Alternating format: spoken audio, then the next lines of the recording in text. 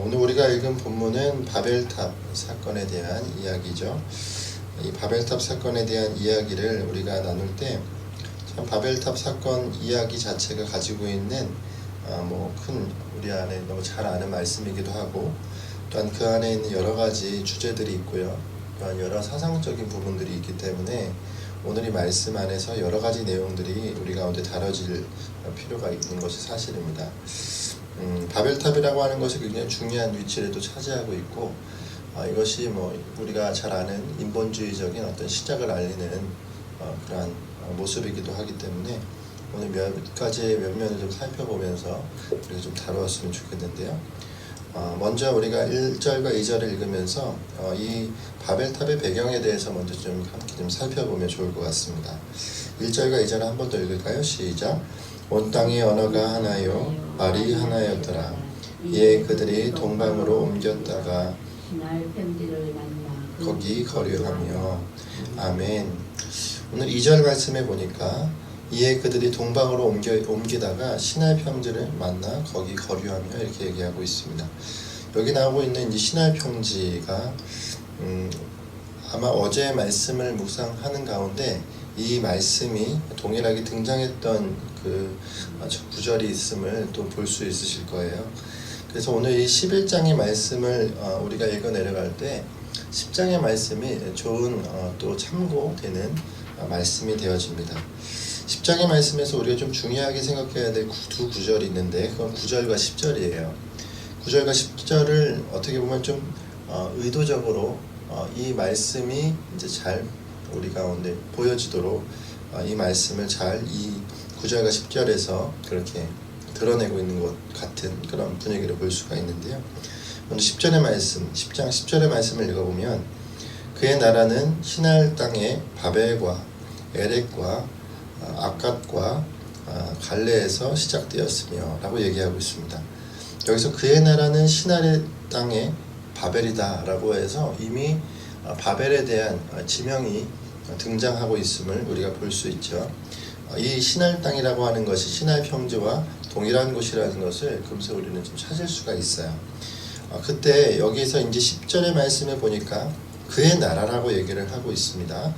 자, 그러면 이 시날 평지가 누군가의 통치를 받고 있었고 다스림을 당하고 있었다라는 것을 볼 수가 있는데, 그가 누군지는 크게 우리가 어렵지 않게 찾을 수가 있죠. 바로 9절의 말씀에 그가 누군지 잘 나타나 있습니다. 10장 9절 말씀 한번 읽어볼까요? 시작. 그가 여호와 앞에 용감한 사냥꾼이 되었으므로 속담에 이르기를 아문은 여호와 앞에 니므롯같이 용감한 사냥꾼이로다 하더라. 아멘. 이 앞절에 보면은 이 니므롯에 대해서 등장해지는 것을 볼 수가 있는데요. 바로 이제 8절의 말씀, 구스가 곧 니므롯을 낳았으니 그는 세상의 첫 용사라 라고 얘기해서 니므롯의 등장을 이야기하고 있습니다.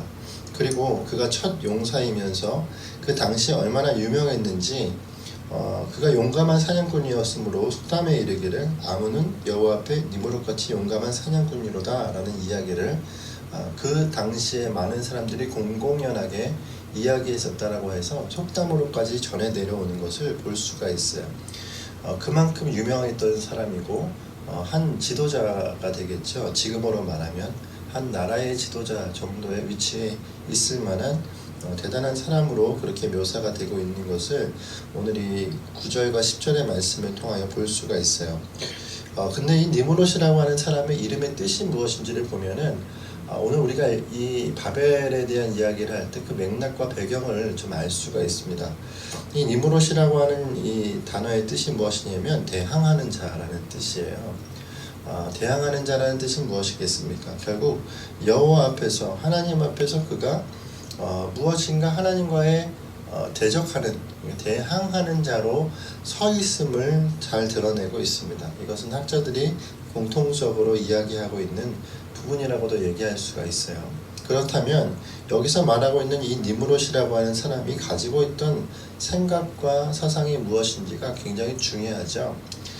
그렇게 보았을 때에 바로 이 니므롯이라고 하는 사람이 가지고 있었던 것이 결코 하나님이 원하시는 방향이 아니었다라는 것에 대해서 우리가 미루어 짐작할 수 있습니다.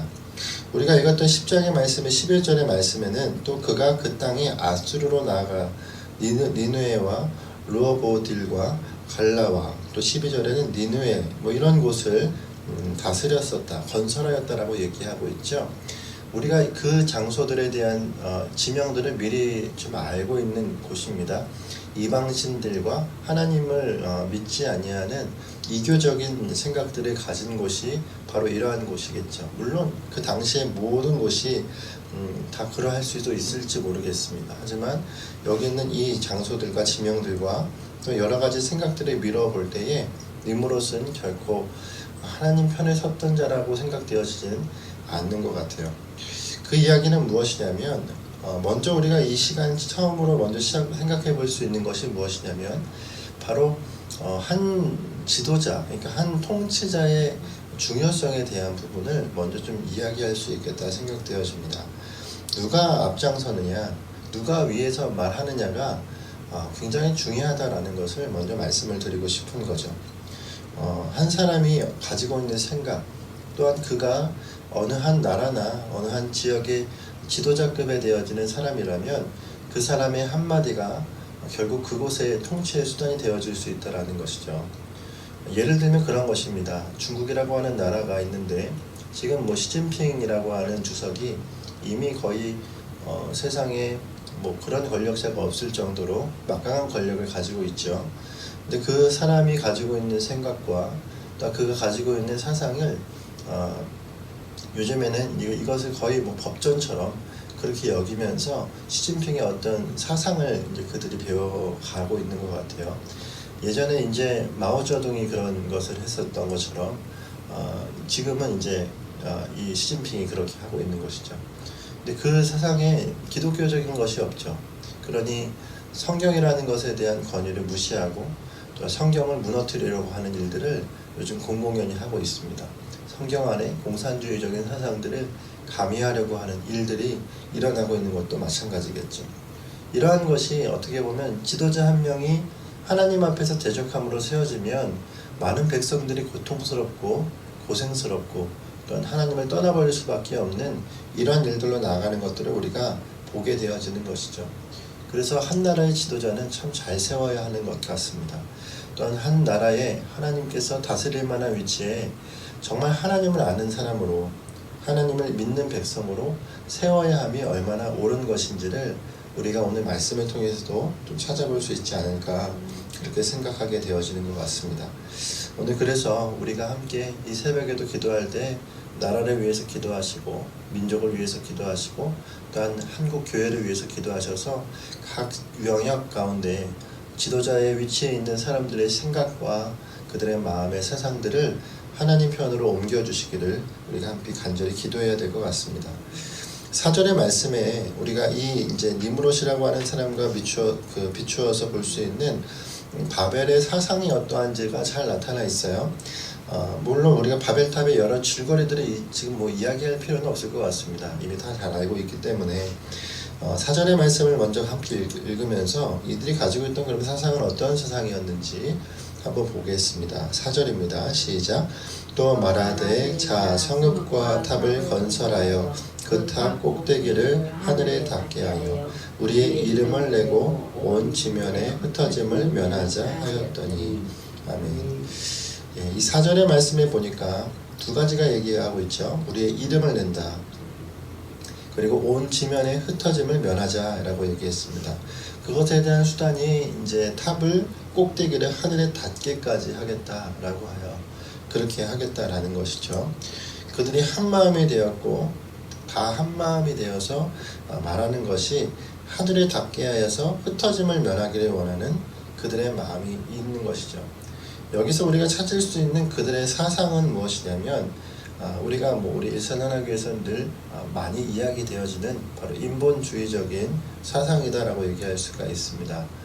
인본주의적인 사상을 우리가 쉽게 얘기하면은 인간을 위한 사상, 인간을 중심에 둔 사상 이렇게 얘기할 수가 있겠죠. 이것을 또 재해석을 해볼 수 있는 것이 인본주의는 또 이렇게도 얘기할 수 있습니다. 인간이 모든 것을 다 할 수 있다라고 하는 그 생각 가운데 있는 거죠. 인간이 가지고 있는 이성과 인간의 생각은 시간만 주어지면 언제든지 가장 최고가 될 수 있다라는 생각을 가진 것이 바로 이 인본주의의 출발이라고 얘기할 수가 있겠습니다. 그것이 바로 여기서 말하는 우리 이름을 내겠다, 온 지면의 흩어짐을 면할 수 있다 라고 하는 자기 확신적인 자기 다짐적인 일말들을 이제 하고 있는 것이겠죠. 그렇게 되어서 이들은 결국 하나님보다 자신을 높게 하고자 하는 그 마음으로 나아가고 있는 것을 우리가 여기서 볼 수가 있어요. 이러한 사상적인 분위기들이 이 바벨탑 이후에 계속적으로 인간 사회에 있어서는 계속 나타나게 되어집니다. 그걸 우리가 좀 한번 오늘은 이즘에 대해서 한번 좀 나눠볼 필요가 있을 것 같아요. 인본주의적인 사상, 그리고 인본주의와 대항하여서 신본주의적인 사상이 또 있겠죠. 인본주의를 우리가 다른 말로 할 수 있을 것은 진보주의라 이렇게 얘기할 수 있습니다. 인본주의가 진보주의가 된다라는 것은 무엇이냐면, 진보하다라는 것은 뭔가 좀 발전하다 이런 뜻이겠죠. 그때 이 진보주의라고 할 때 인간은 인간의 이상으로 발전할 수 있다, 진보할 수 있다, 유토피아를 세울 수 있다라고 하여서 진보라고 하는 단어를 바로 이 인본주의에서 차용하고 있어요. 이것과 반대로 신본주의는 어떠한 용어를 차용하고 있냐면, 신본주의는 하나님을 지키는 것이잖아요. 하나님의 원리와 사상들을 지키는 것이기 때문에 지키는 보수라고 하는 단어를 쓰고 있어요. 그래서 보수주의라고 우리가 이야기할 수 있습니다. 물론 이 한국 땅 안에 진짜 보수라고 하는 집단이 있는가? 이것은 매우 회의적입니다. 없다라고 많이들 얘기하고 그것을 만들어야 되는 시기가 되었다라고 얘기를 하는 것이 이 땅의 현실입니다. 하지만 보수주의가 말하고 있는 그 핵심 가치에 대해서, 그것은 신본주의를 따르고 있다는 것에 대해서 우리가 분명히 알 필요가 있어요. 그래서 이것을 정치적 어떤 그 스탠스 아니면 위치로 우리가 생각을 하는 것은 좀 너무 이것에 대해서 닫아놓는 것이 되어질 것이겠죠. 인본주의와 신본주의로 생각하였을 때 여기서 우리가 볼 수 있는 바벨탑의 모습은 신본주의적이다 라고 얘기할 수 없습니다. 인본주의적인 생각이다 얘기할 수가 있겠죠. 그렇기 때문에 오늘 이것에 대해서 우리가 좀 살펴볼 때, 그러면 보수주의는 무엇인가, 신본주의는 무엇인가를 이야기할 필요가 있어요. 그래서 제가 오늘 이 말씀을 준비하면서 책 한 권을 좀 가지고 왔습니다. 이 책이 뭐냐면 보수의 정신이라는 책인데 좀 두껍습니다. 읽기도 되게 거북한 책이에요. 굉장히 두꺼운 책인데 러셀 커크라고 하는 사람이 이 책을 논문으로 썼어요. 이게 이제 과거에 썼던 것입니다. 1900년도 중반에 썼어요. 근데 이 책을 쓸 때 당시만 해도 이 사람이 미국 사람인데, 미국 사람이 이 책을 쓸 때만 해도 보수라고 하는 사람들은 있는데 그 사람들이 가지고 있는 핵심 가치가 없었어요. 핵심 가치가 모호했기 때문에 본인들도 뭘 쫓고 있는지 모르는 거죠. 지금의 이제 한국의 사상들의 어떤 흐름과 비슷합니다. 근데 그때 이 사람이 이제 여러 가지 과거에 그 미국 땅 안에서와 또한 종교개혁 가운데 있었던 것을 답습하고 또한 연구하면서 몇 가지의 사상들을 정리를 했는데, 그래서 이 보수라고 하는 것이 굉장히 성경적이다라는 것에 대해서 이 책에 잘 드러나 있어요. 제가 이 책의 한 구절을 그냥 읽어보도록 하겠습니다. 이 책의 65쪽에 있는 사실 이 한 구절 때문에 많은 사람들이 기독교와 보수를 하나로 묶어 줄 수 있는 연결고리를 만들게 되어지는데요. 보수의 핵심 가치 중에 가장 첫 번째입니다. 이걸 한번 말씀드릴게요. 초월적 질서 또는 자연법 체계가 사회와 인간의 양심을 지배한다는 믿음, 이것이 첫 번째 원리예요. 보수의 사상의 핵심 가치의 첫 번째는 초월적 질서가 인간을 지배한다는 믿음이에요. 자, 쉽게 말하면요, 초월적 질서가 사회와 인간의 양심을 지배한다는 믿음. 초월적 질서라는 것이 무엇이겠습니까? 초월적 질서는 결국에는 우리 편에서, 사람이 이성이 아니라 이성을 초월한 하나님 편에서의 질서가 있다라는 거예요. 이것이 우리가 이 자연을 보면 알 수 있고요. 또한 이 종교개혁의 역사 안에서도 이것을 인정함이 있습니다. 그렇기 때문에 성경은 분명히 하나님이 살아계시고 하나님이 살아계심 가운데 만물 안에 그것을 증거하고 계시다라는 것을 보여주고 계세요.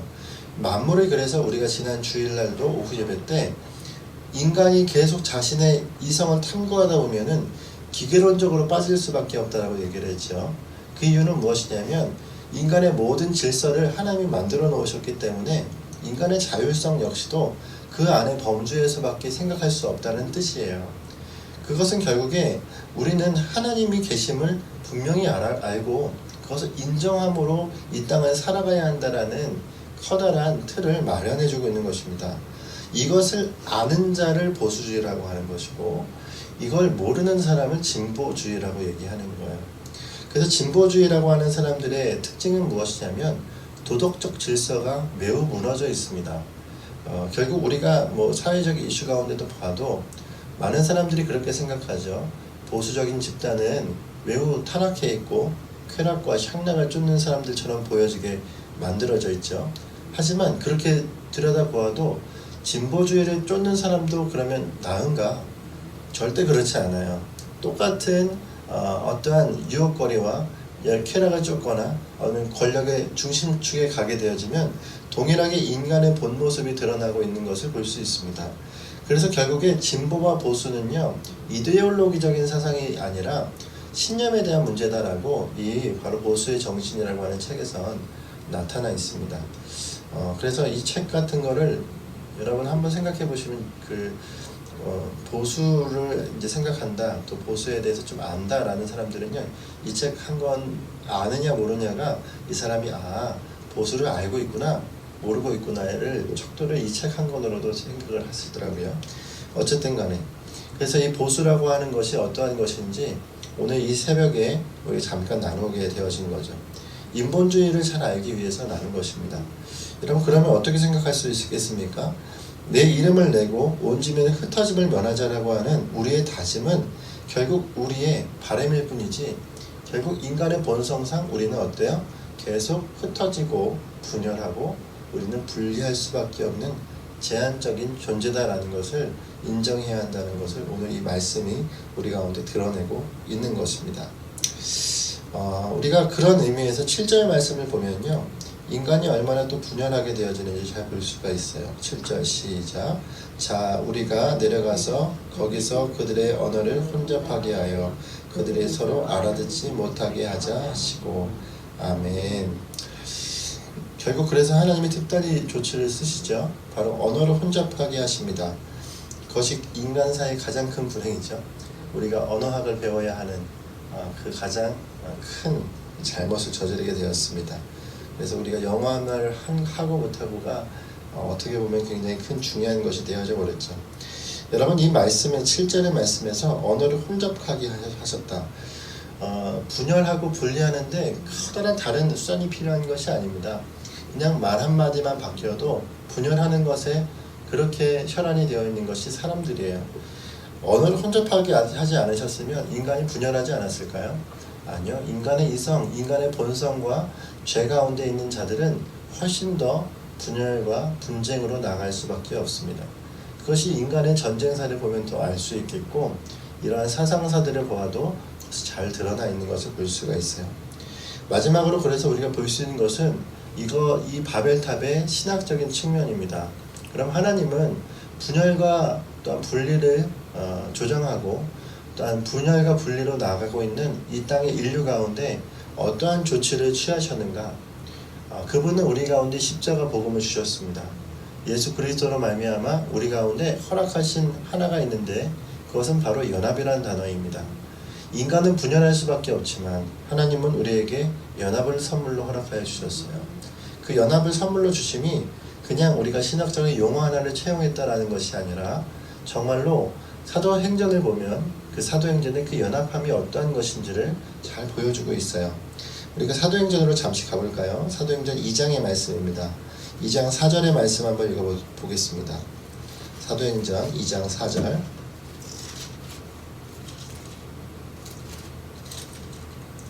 사도행전 2장 4절입니다. 4절 시작. 그들이 다 성령의 충만함을 받고 성령이 말하게 하심을 따라 다른 언어들로 말하기를 시작하니라. 아멘. 인간의 분열이 있을 때, 하나님을 떠났을 때 그들의 언어가 혼잡하여졌죠. 하지만 그 이후에 하나님이 그들을 연합시키시는 일들을 언제 행하시느냐? 예수 그리스도의 십자가의 복음 앞에 하나 되어진 백성들이 주님 앞에 기도함으로 성령께서 하나 되게 하셨어요. 한 성령을 받은 자들이 교회를 세우는 교회 설립의 자리에서 여기에서 하나가 되어지는 일들을 보게 하시는 겁니다. 그것이 바로 언어들을 다시 말하게 하심이에요. 자, 이들의 언어들을 다시 그들의 각 언어대로 방언대로 말하게 하시면서 11절의 말씀에 뭐라고 얘기하시냐면 그레데인과 아라비아인들이라 우리가 다 우리의 각 언어로 하나님의 큰 일을 말함을 듣는도다 하고 라고 얘기합니다. 여기서 말하는 하나님의 큰 일이 무엇입니까? 예수 그리스도의 십자가와 부활을 이야기하는 것이죠. 이 하나님의 큰 일을 말하게 하는데 이 말하게 하심이 바로 연합인 거예요.